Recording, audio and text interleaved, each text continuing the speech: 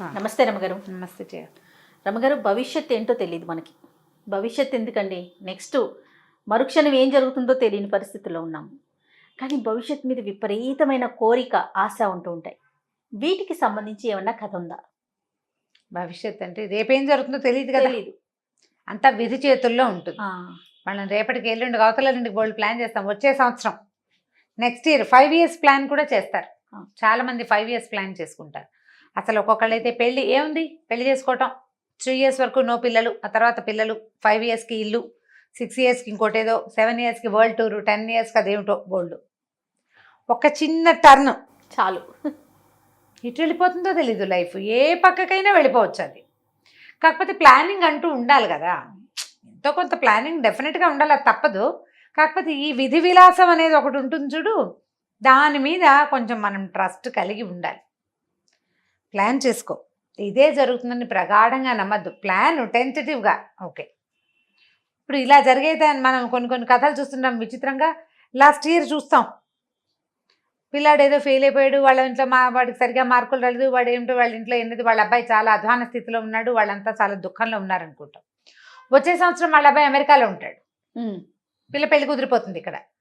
అది అలా ఈ ఉసూరు మియాల్లాగా ఉండే భార్యాభర్తలు టింగు రంగామని కనిపిస్తారు మనకి. అవును, ఇలాంటివి కనపడతాయి. ఓ బ్రహ్మాండంగా వేయమని ఉన్నారు, ఎంత బాగుందో, సూపరు, వాళ్ళ అబ్బాయి భలే చదువుకున్నాడు, బ్రహ్మాండంగా వాడికి ఐఏఎస్ వచ్చేస్తుంది, దామ్ డిస్క్ అనుకుంటాం. ఏముండదు అక్కడ. చివరికి ఏమవుతుంది, అసలు ఐఏఎస్ ఏమిటో ఐపీఎస్ అయిపోతాడు అనుకున్న పిల్లాడు మామూలుగా ఏదో మామూలు ఉద్యోగంలో 25,000 రూపాయల ఉద్యోగంలో చేరిపోతాడు.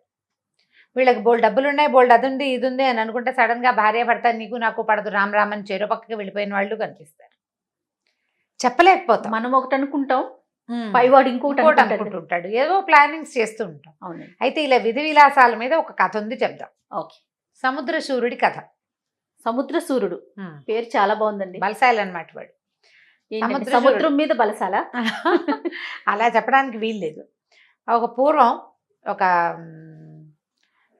ఏమనాలి, ఏదో ఒక ఊరు, ఒక రాజుగారు ఉన్న ఊళ్ళో సముద్ర సూర్యుడు అనే ఒక అబ్బాయి ఒక వ్యాపారస్తుల ఇంట్లో పిల్లవాడు. ఆ రాజుల కాలంలో ఏంటంటే, రాజులు ఇలా వ్యాపారాలు చేసుకునే వీళ్ళకి గుప్తాలకి వాళ్ళకి చాలా ధన సహాయం చేసేవాడు. వాళ్ళు ఏం చేసేవాళ్ళు, ఈ ఊళ్ళల్లో బాగా విరివిగా తయారయ్యే వస్తువుల్ని పడవల మీద ఓడల మీద వేసుకుని సముద్రం మీద వేరే దీవులకి వేరే రాజ్యాలకి వెళ్ళిపోయి అక్కడ ఇదంతా బోర్లేసి అక్కడ విరివిగా దొరికే వస్తువుని మళ్ళీ నింపుకుని తెచ్చేవాళ్ళు. మనకి ఇక్కడ పావలాకి అర్ధకి దొరికేది అది 25,30 అమ్ముతుంది ఆ ఊళ్ళో. బిజినెస్ ఆ 25,30 కూడా హోల్సేల్ మీద. రీటైల్లో వాడు 100లో అమ్ముకుంటాడు. అవునండి. ఇప్పుడు మనకు జరిగేదే. అప్పట్లో ఇలా సముద్ర వ్యాపారాలు నడిచేవి. ఈ సముద్ర సూర్యుడి ఆ తండ్రి కూడా ఇలాగే బిజినెస్ చేసేవాడు. కాలగతిన తల్లిదండ్రి కాలం చేశారు. పిల్లాడికి ఇల్లు వాకిలి అవి సుమారుగా పర్వాలేదు, బాగానే ఉంది. అయితే సముద్ర సూర్యుడు ఏమనుకున్నాడంటే, మన పేరే సముద్ర సూర్యుడు, మనం వ్యాపారం చేయకపోవటం ఏమిటి అని చెప్పి రాజుగారి దగ్గరికి వెళ్ళాడు సహాయానికి. ఆయన ఏదో కొంత సహాయం చేశాడంటే, ఏం చేస్తారు సహాయం అంటే, ఈ ఊళ్ళో ఈ దొరికే సరుకులు ఉంటాయి కదా బాగా తక్కువ దొరికేవి, వాళ్ళకి ముందే కబురు చేసి సముద్ర సూర్యుడు వస్తాడు, వాడికి ఇదిగా ఇచ్చేసేయండి, వతన అంటే అమానత్తుగా ముందే ఇచ్చేసేయటం, డబ్బులు వస్తువు ఇచ్చేసేయటం, డబ్బులు తర్వాత వచ్చాక ఇస్తాడు. అనామత్ అంటారు దాన్ని.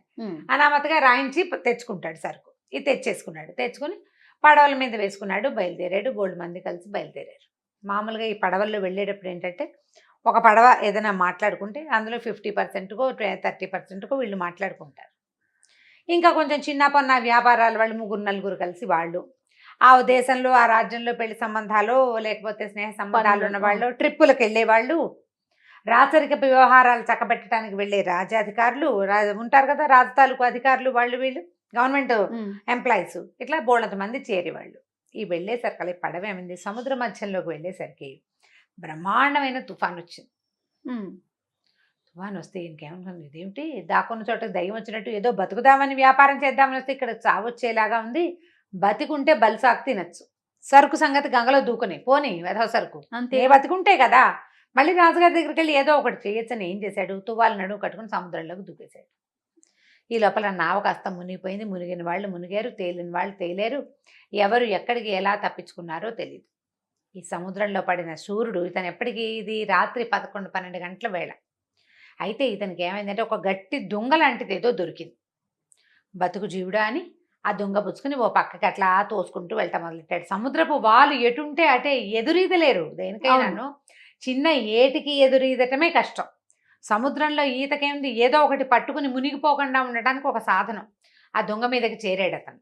ఆ అలలు దీనికి కొట్టుకుంటూ కొట్టుకుంటూ మెల్లిగా ఏమైంది, ఒక తీరానికి చేరిపోయారు. ఒక దీవి తీరానికి చేరాడు. చేరాక తెల్లవారుతూ ఉండగా ఒక నీళ్ళ మట్టి మీదకి వెళ్ళిపోయింది. అది సముద్రపు అలలతో తోసుకొచ్చేస్తుంది కదా. ఎప్పుడైతే మట్టి మీదకి వెళ్తారో ఈ మనుషులు బరువెక్కిపోతారు, బరువుగా ఉంటారు కదా. నీటిలో ఉన్నప్పుడు తేలేస్తుంది అటు ఇటు. ఈ తీరానికి కొట్టేశాక మళ్ళీ లాగలేదు వెనక్కి, స్లోగా అయిపోతుంది సముద్రం తీరం మీదకి వచ్చేసరికి. ఈ అట్లా అట్లా కొట్టుకొచ్చి మట్టి మీద పడుకొని నిద్రపోయాడు. తెల్లవారు లేచి బాగా ఎండకేక మెలకు వచ్చి చూస్తే తను పట్టుకుని ఇక్కడికి వచ్చినది దొంగ కాదు, అదొక మగవాడి శవం, డెడ్ బాడీ. అది నీళ్ళలో కర్రలాగా బిగుసుకుపోయింది. ఇతను మునక్కండా అది కాపాడింది. సరే చూస్తే అతని నడువుకి ఏదో గుడ్డ కట్టుంది. ఆ గుడ్డ విప్పదీస్తే అందులో ఒక చాలా ఖరీదైన ఒక కంఠాభరణం కనపడింది అతనికి. ఏమనుకున్నాడంటే, భగవంతుడా ఎంత గొప్పవాడివి నువ్వు, విధి వైచిత్రి ఎలా ఉంటుంది, కోట్లు విలువ చేసే ఇదంతా పోయింది సంపద, పోని నేను బతుకున్నానంటే నన్ను బతకమని భగవంతుడు ఈ వస్తువు ఇచ్చాడు నాకు, అతని ద్వారా, అమృతదేహం ద్వారా ఇది దొరికింది నాకు అని చెప్పి ఆ కంటె చేత్తబుచ్చుకున్నాడు. కంటె అంటే ఇట్లా మెళ్ళలో వేసుకునే వస్తువు, ఆడవాళ్ళది. సన్నటి కడ్డి ఉండి వెనకాల హుక్కు ఉండేది కంటె, కింద ఇట్లా వెడల్పుగా ఉండి క్రమంగా సన్నగా అవుతుంది. ఈ కంటెల్లో ఏం చేస్తారంటే లోపల సన్న సన్న హోల్స్ పెట్టి వజ్రాలు ముత్యాలు అవి పోస్తారు. అందులో పోసేసరికల్లా ఆ హోల్ నుంచి మనం కదిలినప్పుడల్లా వెలుతురు తగిలి మెరుస్తూ ఉంటుందన్నమాట. అది రాజుల ఇళ్ళలో వాడే వస్తువు. మామూలు స్వానబోటి వాళ్ళంతా గట్టి కంటెలు పెట్టుకుంటారు. ఈ బోలు కంటే అందులో వజ్రాలు పచ్చలు కెంపులు ఉన్నాయి అంటే అదేదో ఒక రాచకన్య తాలూకుది, ఎవరో రాచరికపు వస్తువు. వీడెవడో చచ్చిపోయిన వాడు ఎవడో ఏమిటో మనకేం తెలుసు, వస్తువు చేత పుచ్చుకున్నాడు, బయలుదేరాడు. సరే ఏం చేశాడంటే ఈ సముద్ర తీరం నుంచి ముందుకెళ్తే అది ఒక దీవి, ఏదో కొంచెం నగరంలాగా కనపడుతుంది కొద్దిగా. అట్లా నడుచుకుంటూ వెళ్ళాడు. వెళ్ళేసరికి ఒక దేవాలయం కనిపించింది. ఈ దేవాలయం దగ్గర ఏం చేశాడు, ఏదో ప్రసాదం పెడుతున్నారు, అంత ప్రసాదం తిన్నాడు. ఓ చెట్టు కింద పడుకుని నిద్రపోయాడు. నిద్రపోతే ఇది ఏం చేశాడు, రొంటిని పెట్టుకున్నాడు, ఈ వస్తువుని ఇట్లా పెట్టుకున్నాడు. నిద్రలో ఒత్తిగిలేసరికి గుచ్చుకుంటుంటే అతను రాత్రంతా ఎంత అలిసిపోయి ఉన్నాడు, ఒళ్ళు తెలియట్లేదు కదా. ఈయన ఇక్కడ దోపాడు చూడు, ఆ వస్తువుని తీసి ఇట్లా చేత్తో పుచ్చుకుని పడుకున్నాడు. పక్కకి తిరిగి పడుకుని ఈ వస్తువు ముఖం మీదకి వచ్చేసరికల్లా దగ దగ దగ మెరుస్తోంది, కనపడుతుంది కదా చేతుల్లో ఉంటే. ఆ వైపున వెళ్తున్న సైనికుడు ఒకటి చూశాడు, ఏమిటి వీడు ఎవడో పడుకున్నాడు, వీడి చేతిలో ఏముందని దగ్గరికి వెళ్ళి చూసేసరికల్లా ఆశ్చర్యపోయాడు, ఇదేమిటి. ఓకే సరే చూసి ఏమనుకున్నాడు, చేయి విదిలించి చూశాడు. చూసేసరికల్లా ఆశ్చర్యపోయాడు, అది ఏమిటి ఆ వస్తువు. ఆ ఊరి పేరు కలసిపురం. ఆ రాజకుమార్తె చక్రసేన అని రాజకుమార్తె. ఆ చక్రసేనది ఒక కంఠాభరణం పోయింది కొంతకాలం క్రితం. దొంగ కోసం చాలా వెతుకులాడుతున్నారు. ఆ కంఠాభరణం ఇది. దాని పిక్చర్ రాయించి పంపించారు వెతుకులాటకి. ఒక ప్రత్యేకమైన కంఠె షేపులో ఉండే ఒక కంఠాభరణం రాజకుమార్తెది. అక్కడి నుంచి దొంగ దొరికాడు. ఇంకేముందని ఈలగొట్టాడు ఈయన. విజిలేసేసరికి అందరు చేరిపోయారు, పట్టేసుకున్నారు.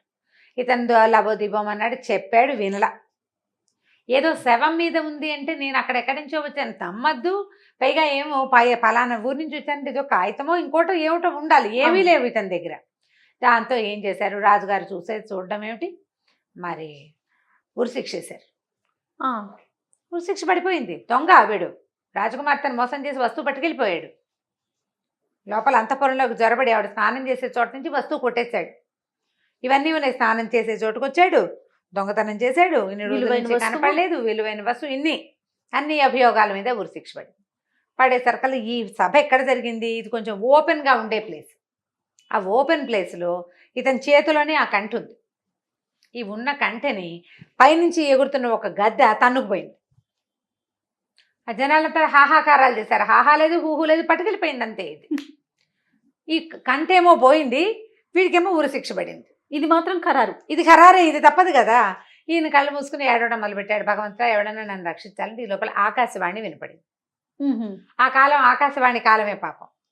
రాజా ఇతను వదిలిపెట్టు, ఇతను సముద్రచూరుడు, వీడు ఒక వ్యాపారస్తుడు, ఆ కంఠాభరణాన్ని ఇతను దొంగిలించలేదు, కంఠాభరణాన్ని దొంగిలించిన దొంగ మీ భట్లకి భయపడి సముద్రంలో పడ్డాడు. అతని ద్వారా ఇతను దొరికింది, ఇతను నిజమే చెప్తున్నాడు అని. దాంతో రాజుగారు అయ్యయ్యో అనుకుని వస్తువు ఎలాగూ పోయింది, వీడెవడో నిరపరాధికి శిక్ష ఏంటని శిక్ష ఆపిచ్చారు. లోపల తీసుకుపోయారు. ఓ పూట 2 పూటలు అతను పడుకోవడానికి అలసట తీరేదాకా ఉంచి బోల్డ్ ధనం ఇచ్చి, అనవసరంగా నీకు ఉరిశిక్ష పడి ఇంత మనస్తాపం సంభవించింది, నువ్వు మీ ఊరు వెళ్ళిపోమని మళ్ళీ డబ్బులు ఇచ్చారు. ఇచ్చేసరికల్లా సరే ఏమనుకున్నాడు, అమ్మయ్య విధి నన్ను కరుణించింది, ఓసారి సముద్రంలో పడ్డా, అవును, కంఠాభరణం దొరికింది, దానివల్ల జైల్లో పడబోయా, ఉరిశిక్ష పడబోయింది, మళ్ళీ డబ్బులు దొరికినాయి అని అనుకుని సంతోషించాడు. సముద్రం పడవెక్కాడు. సముద్రంలో సరే ఆ దాటాక సముద్రం నుంచి బయటికి వచ్చాక అంటే ఏమనాలి, నౌకాశ్రయం చేరిన తర్వాత అక్కడి నుంచి వీళ్ళ ఊరు వెళ్ళటానికి బాగా సమయం పడుతుంది. పూర్వం అంటే రాజుగారి వల్ల సులువుగా ఎక్కేసాడు అతని పడవ. ఇప్పుడు అంత ఏమీ అవకాశం లేదు కదా.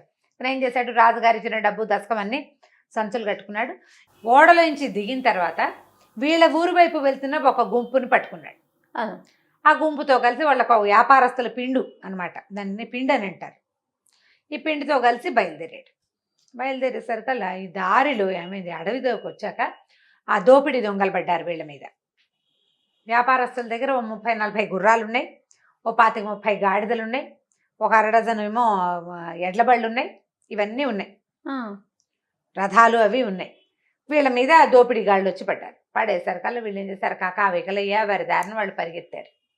ఈయనేమనుకున్నాడు, ఇదేమిటి మళ్ళీ వచ్చింది నా నెత్తి మీదకి అని చెప్పి ఇక రాజుగారు ఇచ్చిన డబ్బొద్దు ఏమొద్దు, ఎట్లా ఒట్లా బతికుండు ఊరు చేస్తే చాలని తను ఎక్కిన గుర్రానికి అటు ఇటుగా వేళ్లాడేసిన బంగారపు సామాన్లన్నీ వదిలిపెట్టేసి, వాళ్ళు రాజుగారు ఇచ్చిన బంగారు నాణ్యాలన్నీ వదిలిపెట్టేసి కాలి కొద్దీ పరిగెత్తాడు. పరిగెత్తి పరిగెత్తి పరిగెత్తి పరిగెత్తి చివరికి ఒక వెలగ చెట్టు కిందకి చేరాడు. ఇక నీరసం వచ్చింది. ఆ దొంగలు ఆ ఉన్నవాళ్ళని వ్యాపారస్తుల పిండుని చంపేశారో లేకపోయారో పట్టుకుపోయారో ఏమీ తెలియదు ఈయనకి. వాళ్ళతో మనకు సంబంధం ఏం లేదు, వాళ్ళతో కలిసి వస్తున్నాం, వాళ్ళని రక్షించడానికి పూనుకుంటే ముందు నేను పోతా, మొదటిది నా డబ్బు అని డబ్బు వెంబడికి వస్తే డబ్బు పుచ్చుకొచ్చాడు అనుకో, మూటలు చేత్తో పుచ్చుకున్నాడు అనుకో పరిగెత్తలేకపోతాడు కదా, బరువు ఏ బరువు లేదు కాబట్టి ఈజీగా పరిగెత్తేశాడు, దొరకకుండా ఉన్నాడు. ఈ దారి దోపిడీ దొంగలు ఏంటంటే డబ్బులు దొరికినవి లాక్కోగా మనుషులను చంపేస్తారు వాళ్ళు సాక్ష్యం చెప్పకుండా. ఆ చావు తప్పించుకున్నానని చెట్టు కిందకు వచ్చేసాడు. సరే వెలగ చెట్టు మీద అట్లా కూర్చున్నాడు. వెలగ చెట్టు కింద కూర్చుని కూర్చుని కూర్చుని కూర్చుని నీరసం వచ్చింది. ఎలాగోలాగా బతికితే చాలరా దేవుడా అని పడుకుని నిద్రపోయాడు. చీకటి పడింది, నిద్రపోయాడు. మర్నాడు పొద్దున బాగా ఎండ వచ్చేసరికి మెలకు వచ్చింది. ఎండ వచ్చేసరికల్లా ఎండ ఆ పక్క నుంచి పడుతోంది. చెట్టు మీద నుంచి కూడా మొహం మీద వెలుగు పడుతున్నట్టు తెలిసింది అతనికి. పైకి ఎక్కి తలకాయ ఎత్తి చూస్తే సూర్యకిరణాలు పడి ఆ చెట్టు మీద పక్షిగూడులో ఉన్న ఏవో వస్తువులు దాని మెరుపు పరావర్తనం చెంది ఇతని మీద పడుతుంది. ఏమిటి ఈ చెట్టులో ఏముంది అని చెప్పి ఏం చేశాడు, ఆ వెలగ చెట్టు ఎక్కాడు. ఎక్కేసరికల్లా చక్కగా పక్వానికి వచ్చిన వెలగ పళ్ళు అవి ఇవి ఉండే పంగల్లో ఇంత పెద్ద పక్షిగూడు ఉంది. చాలా పెద్దది గద్ద గూడు. అది గద్దలు పెద్ద పెద్ద గూడు పెడతాయి, అంతంత గుడ్లు పెడతాయి కదా. చూస్తే దాని నిండా బంగారపు వస్తువులే. అందు మధ్యలో ఒక గద్ద తన్నుకుపోయిన తన చేతిలో కంటె కూడా అందులో. ఓహో, ఆశ్చర్యపోయాడు. ఇదేమిటి గద్దగూట్లో బంగారం దొరకటం ఏమిటి విచిత్రంగా. చకచక మొత్తం అన్నీ తీశాడు. పైగుడ్డ నుంచి తీసి నడువుకు ఒక దట్టి లాంటిది కట్టుకుంటాడు. అన్ని వస్తువులు అందులో వేసేసుకున్నాడు. ఆ గూట్లో ఉన్నవి గుడ్లు లేవు, గుడ్లు పెట్టాలి ఇంకా, అది ఎక్కడికో పోయింది, వస్తుంది గద్ద. మొత్తం వస్తువులన్నీ తీసుకుని మూట కట్టుకుని దిగేసి మెల్లిగా నడవటం మొదలుపెట్టాడు. ఈ పాత గుడ్డల మూటలో ఉండేది ధనపు సంచులకి వేరే పద్ధతులు ఉంటాయి, గుర్తుపడతారు. ఈ నడుము కట్టిన దట్టి గుడ్డలో మూట కట్టింది వెలగపళ్ళల్లే ఉన్నాయి తప్పిస్తే ధనం అని తెలియదు, నగలని తెలియదు. ఆ మూట చేత్తో పుచ్చుకుని ఇంటికి వచ్చేసాడు. ఏమనుకున్నాడంటే భగవంతుడు ఎన్ని అవకాశాలు ఇస్తాడు ప్రతివాడికి, నాకెన్ని ఇచ్చాడు అవకాశాలు, ప్రతిసారి బతికేందుకు అవకాశం ఇస్తూనే ఉన్నాడు. ఈసారికి సముద్రాల మీదకి వెళ్ళొద్దు, ఇక్కడ ఈ ఇచ్చిన అవకాశాన్ని వాడుకుందాం ఇక్కడే అని చెప్పేసి తెచ్చిన బంగారపు వస్తువులు నగలు చాలా వచ్చినాయి కదా, వాటిలలో కొన్నిటిని అమ్మేసి ఆ కంటెని మాత్రం జాగ్రత్తగా దాచిపెట్టుకున్నాడు. మిగిలిన చిన్న కొన్న వస్తువులన్నీ అమ్మేసేసి మళ్ళీ ఇక్కడ చిన్న వ్యాపారం మొదలుపెట్టి రాజుగారి దగ్గర నుంచి అనామతిగా సామాన్లు తెచ్చుకున్నాడుగా, వాళ్ళ అప్పులు తీర్చేసి హాయిగా పెళ్లి చేసుకున్నాడు, పిల్లల్ని కన్నాడు, ఇదే ఊళ్ళో ఉండిపోయాడు. ఇక తనకి సముద్రం కలిసి రాదు అనుకున్నాడు. అది అచ్చిరాదు, అయినా కూడా ప్రతిసారి బతికించాడు. ఇంకెన్నిసార్లు ఇస్తాడు అవకాశం? అంతేగా. ఇక ఈ విధి విలాసానికి అంతు లేకుండా ప్రతిసారి చావు బతుకు ఎవడు చేస్తాడు ఈ గోల? ఎన్ని మలుపులు చూడండి. అందుకని ఇక మానేసుకున్నాడు. విధి ఇలాంటి విలాసాలు చేస్తుంది. చావు మళ్ళీ బతకటం, మళ్ళీ చావు మళ్ళీ బతకటం, కష్టం సుఖం. ఒకవేళ ఇది రాకపోయింటే దారి దోపిడీ దొంగలకి ఇతను దొరికిపోయింటే అంతే. ఇప్పుడు బంగారం దొరకపోయినా బతికేవాడే. బంగారం ఎందుకు దొరికిచ్చాడు భగవంతుడు? బాగా బతకమని. ఇది రెండోసారి అతనికి బంగారం అవకాశం ఇచ్చాడు. దాంతో ఈ ఇచ్చిన అవకాశాన్ని వాడుకుని ఇక ఎప్పుడు సముద్రశూరుడు సముద్రానికి వెళ్ళటమే మానేశాడు అనమాట. హాయిగా తను ఉన్న ఊళ్ళోనే సుఖంగా ఉన్నాడు. ఇది విధి విలాసపు కథ. విధి విలాసంతో పాటు రమ్మగారు చూడండి, కష్టం వెనకాలే సుఖం ఉంది, సుఖం వెనకాలే మళ్ళీ కష్టం ఉంది. అంతే జీవితం అనేది తెలియదు. సైకిల్ చక్రం కదా, చక్రం తిరుగుతుంటే కిందది పైకి అవదా, పైది కింద కావదా? అంతే కదా. చాలా బాగుంది రమ్మగారు. Thank you. నమస్తే అండి. నమస్తే జయ. ఇక ఈ వీడియో కనుక మీకు నచ్చినట్లయితే లైక్ చేయండి, షేర్ చేయండి. మరిన్ని ఇంట్రెస్టింగ్ వీడియోస్ కోసం మా ఛానల్ని సబ్స్క్రైబ్ చేసుకోండి.